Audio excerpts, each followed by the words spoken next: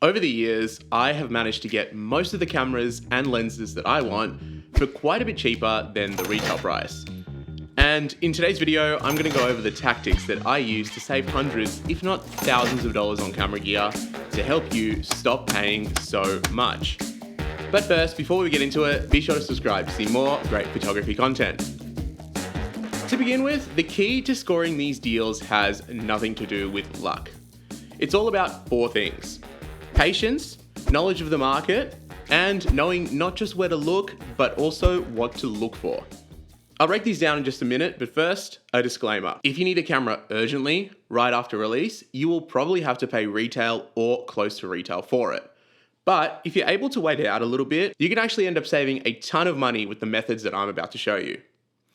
And while this video is intended for an international audience, I won't be covering any secondhand vendors like KEH or MPB in this video, as they are not available here in Australia, and I still believe that you can get camera gear for even cheaper following my methods.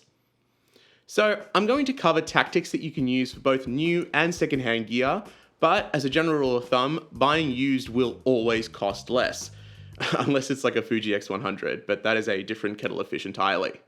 Also, all the prices that I list are in Australian dollars, but I'll have the converter prices on the screen for your convenience, and so you can also compare them locally to help you find better deals. So let's talk about new gear first, and then we'll go over secondhand stuff later. For new camera gear, remember that cameras typically will become cheaper after a certain time period of being out, with very specific exceptions, like the X100 for example. Although, remember that a deal isn't a deal unless you know the usual price of that camera. What might seem like a great deal could actually not be that good, and vice versa. So with new camera gear, I love to use price trackers like Camel for Amazon, or Google shopping price alerts to determine the prices of camera gear and sort of how they track throughout the market. What I found is that Amazon usually has the best deals on camera gear, but they are actually very sneaky and will oftentimes lower prices with no warning, no notifications, nothing. So what I like to do is add whatever you're looking for into your wish list and use Camel to see how the prices fluctuate. That is actually exactly how I got this Lumix S9 for nearly $500 off what it costs normally, brand new, delivered the next day. So I'd been looking at these S9s for a little while since they came out because I was really interested in trying them out, but I was not going to pay basically what an S5 II cost for a camera that was a pretty stripped down S5 II. And I knew that they were typically selling for around $2,000. So the other day, I saw just the green color listed for $1,574. So I quickly hopped onto Camel, and I saw that it was actually the lowest it had ever been.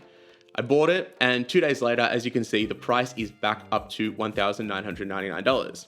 However, you'll notice that the blue color is actually on sale at the moment for $1,619.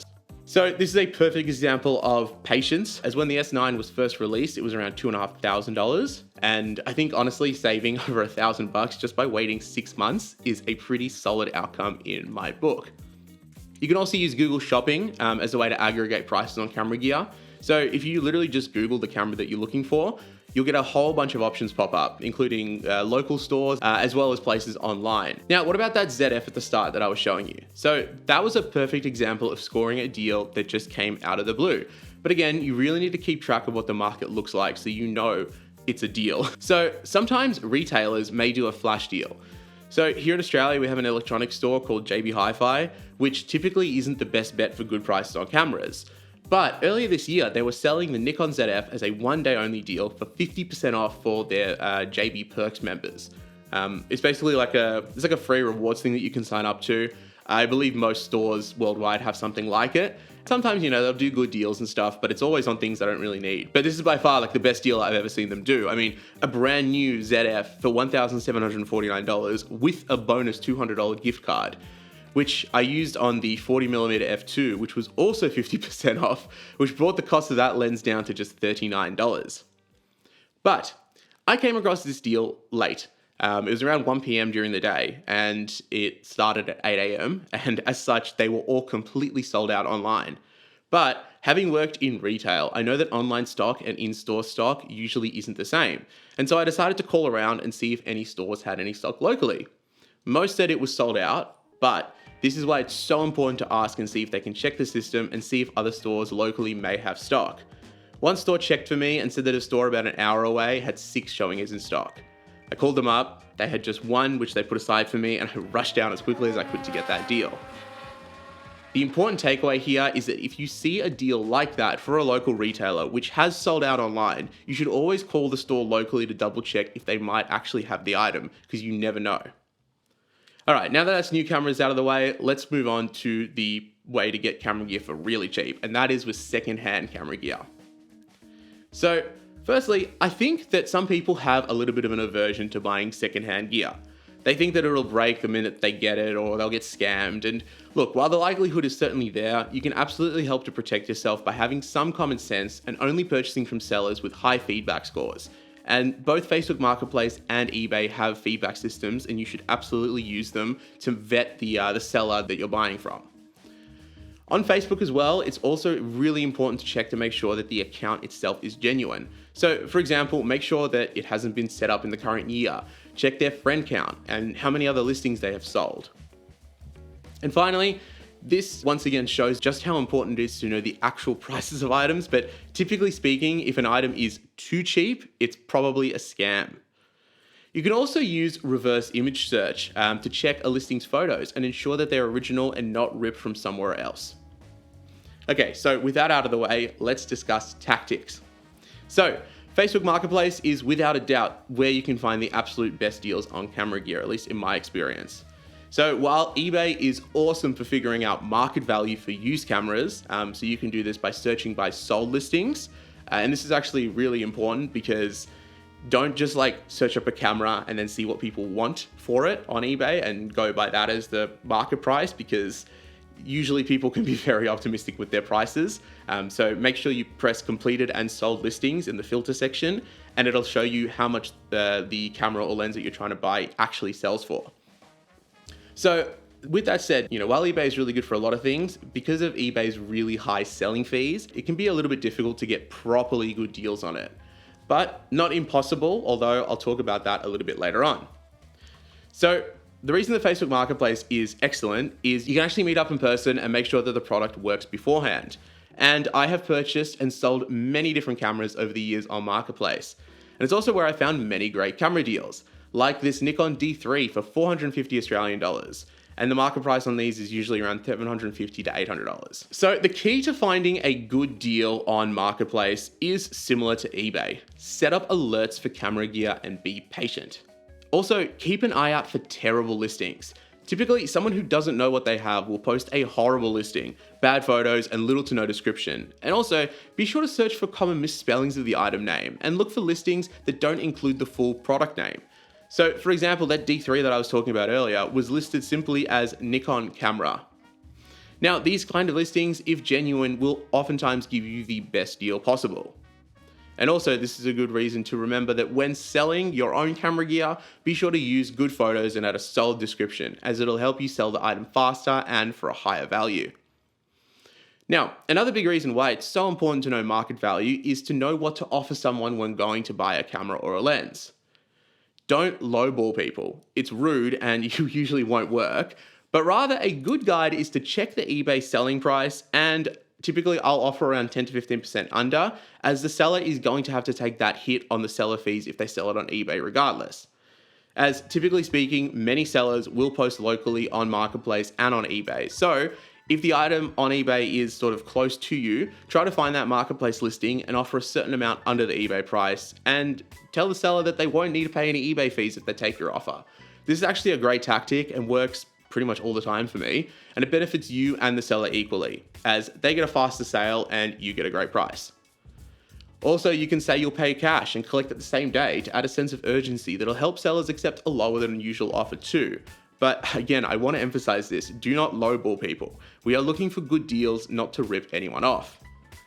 And just real quick, I wanted to jump in and clarify something. So while I do understand that eBay has lots of seller protections, and that's obviously where those extra fees go towards, which is totally fine. If you want to pay those fees, by all means, but I have never had any issues buying in Marketplace. I think that those protections come in really handy if you can't buy something in person. So if there's an item sort of cross country, I would just pay the eBay fees just to get that protection, because I don't love buying stuff off Marketplace and then trusting someone to actually ship it to me. But if you can physically go and inspect the camera in person and make sure it works, if it's all working just fine when you test it out, the likelihood that it's going to break like the next day and you're going to need those eBay protections is pretty slim, in my experience at least. Again, exercise due diligence, don't be stupid, don't buy off people that are being shifty and not answering your questions properly or using stolen photos and stuff.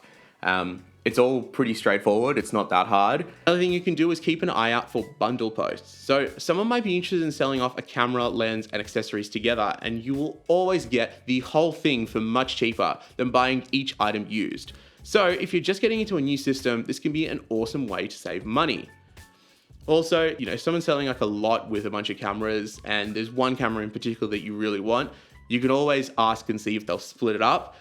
That's another reason how I got that D3 for so cheap. He was initially selling it with a D2H as well. I didn't want the D2H. I offered him 400. We negotiated, agreed on 450, which I was happy with because I knew what the market price of the D3 was, and I knew that the market price of the D3 was a lot more than that anyway. Next up, let's discuss shutter count. How important is it, and should you spend more on cameras with lower shutter counts?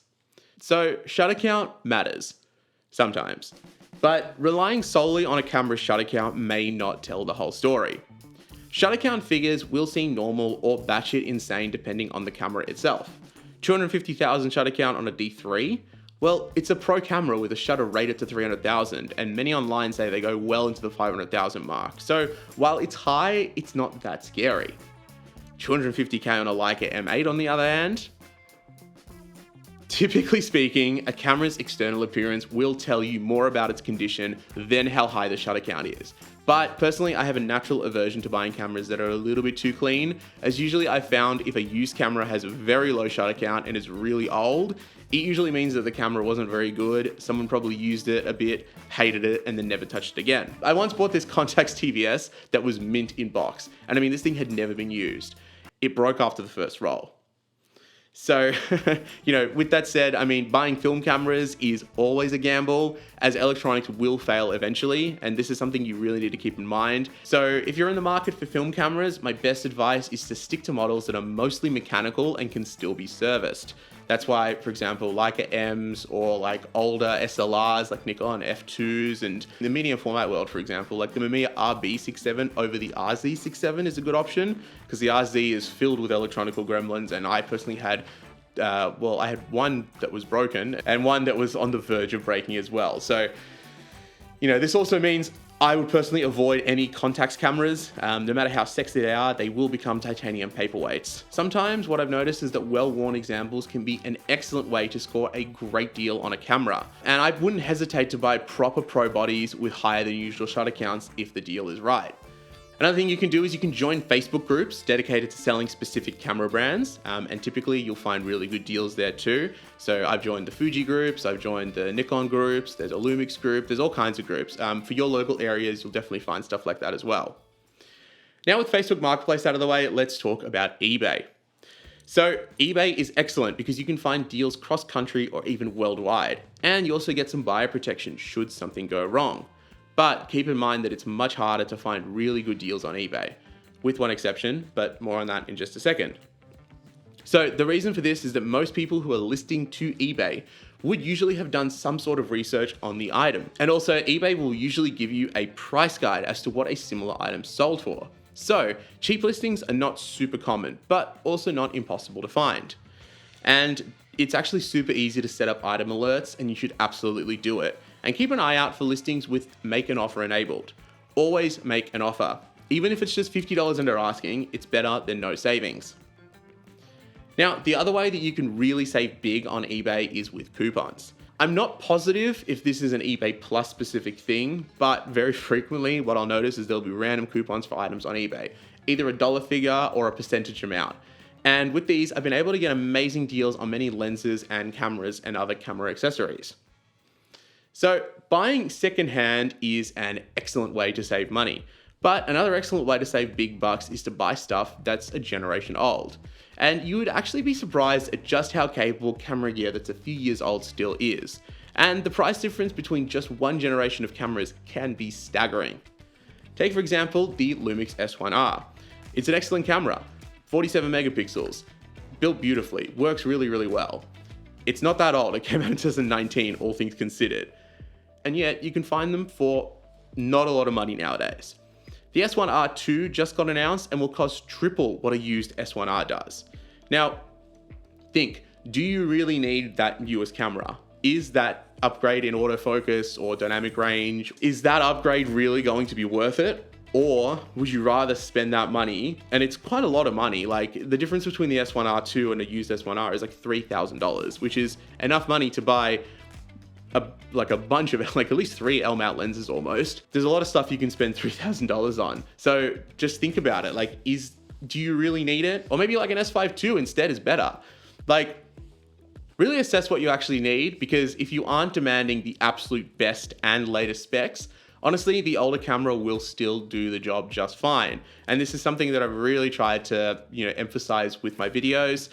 I honestly don't think you need the latest and greatest cameras. I think that for the most part, you can make really good photos with the really cheap and old cameras. You just need to practice. The best camera is the one that you can afford. And with these tips, you can afford a lot more than you think. Well, that's all for today. I hope this video was helpful to you guys. Thank you so much for watching. I'll see you guys next week and have a great day.